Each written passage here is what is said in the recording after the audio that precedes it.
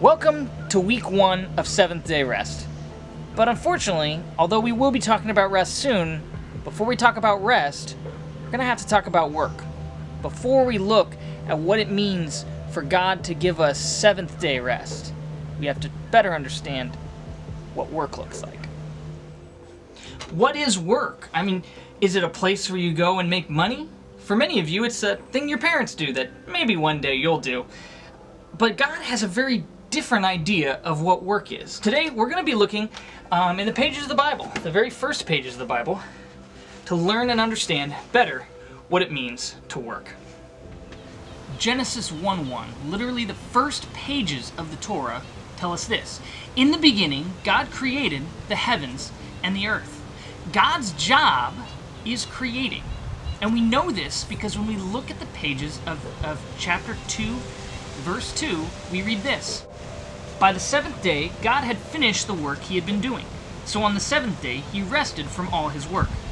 Then God blessed the seventh day and made it holy, because on it he rested from all the work of creating that he had done. Kind of a tall order, creating all that is in the universe out of the chaos waters.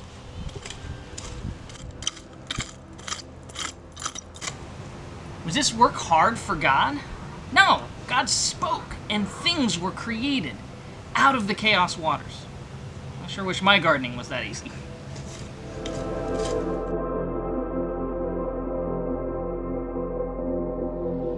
And what was it all for? Well, let's look at what God creates. Before God creates anything, what is there? Nothing but dark, chaotic waters. Now the earth was formless and empty.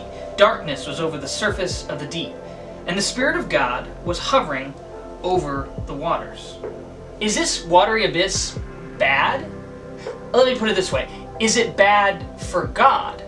Well, no, God can exist there. Yes, God calls this good world into being, but the world isn't made for God. God doesn't need air to breathe, light to see, day or night to judge time, plants to eat, waterfalls to enjoy, or gardens to give meaning to life. So who is this world made for? This story is human-centric. Unfortunately for many of us who might want it to be otherwise, we're not mer people. You and I cannot live in the watery deep. We need land. And the word human in the Hebrew is tied to that very word, land. The word for human is Adam, and the word for dirt is Adamah, the Adam from the Adamah. In English, we might say earthling or dirt people. That's what you and I are, people from the Adamah. Land was made for us, day and night, even the animals, but not in the way you might think. Genesis 1 and 2 gives us as human beings our primary task, our work, if you will. It's the very discussion God has about making us and our purpose in the first place. Then God said, "Let us make mankind in our own image, in our likeness, so that they may rule over the fish in the sea and the birds in the sky, over the livestock and all the wild animals, and over all the creatures that move along the ground." All creation has been building to this crescendo.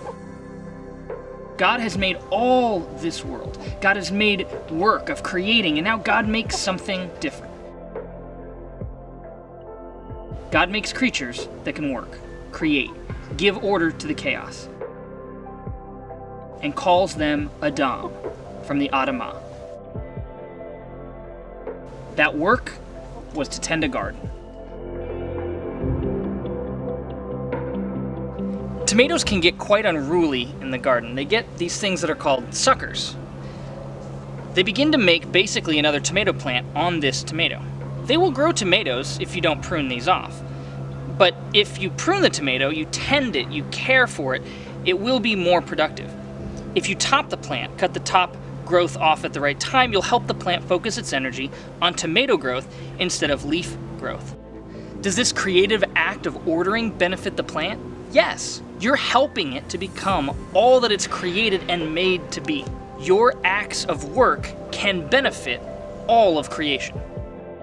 As Old Testament theologian Walter Brueggemann said, it is good that order defeats chaos. It's good that the world is ordered and fruitful.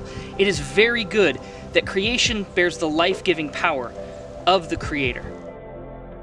This was the call of human beings, to reflect God by being creative, just like God, bringing order out of chaos, to benefit not oneself, but all of the created order.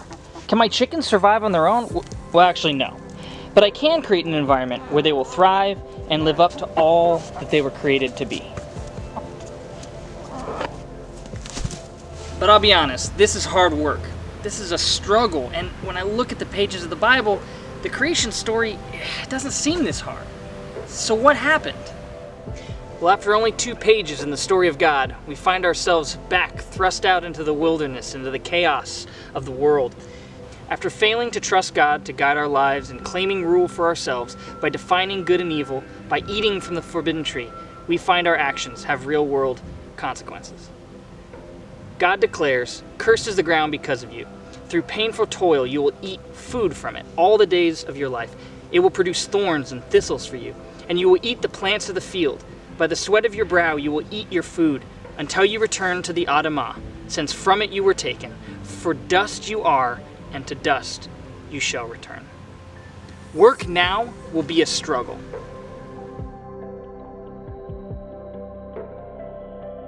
Instead of abundant food, we will have to toil for our survival.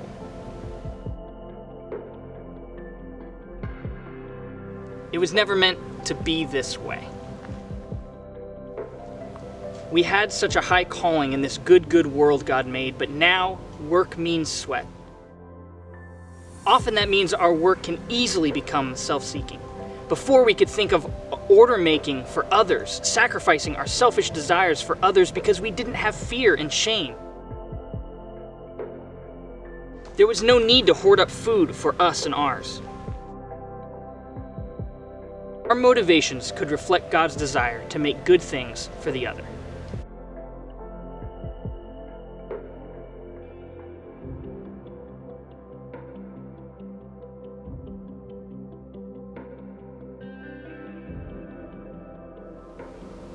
Not to give too much away, but Sabbath, seventh-day rest, give us a little hope. It's a reminder of what God made us for, a future hope to look forward to when one day heaven and earth are reunited and we all get the rest that God designed for us. We will see over the next few weeks that Jesus is the future hope that we're looking for, that he gives us a picture of what it means to have rest in God and to trust fully in him. We'll see Jesus' sacrifice on the cross and how it brings about a new life in us. And ultimately, we'll see that Jesus brings us back to the garden to give us a hope. But we'll also see that Sabbath can be a weekly reminder that we can create that world right now by our own creative work and our trusting rest in Yahweh God through Jesus. And if we look forward to heaven, then we are truly looking forward to an eternal seventh day. Work without toil in an ever-expanding good world. So what does work look like for you? That's what we're going to be exploring next week. Don't forget to go over the discussion questions with your family or your Connect group so that we can continue to wrestle with the ideas of work and of rest. See you next week.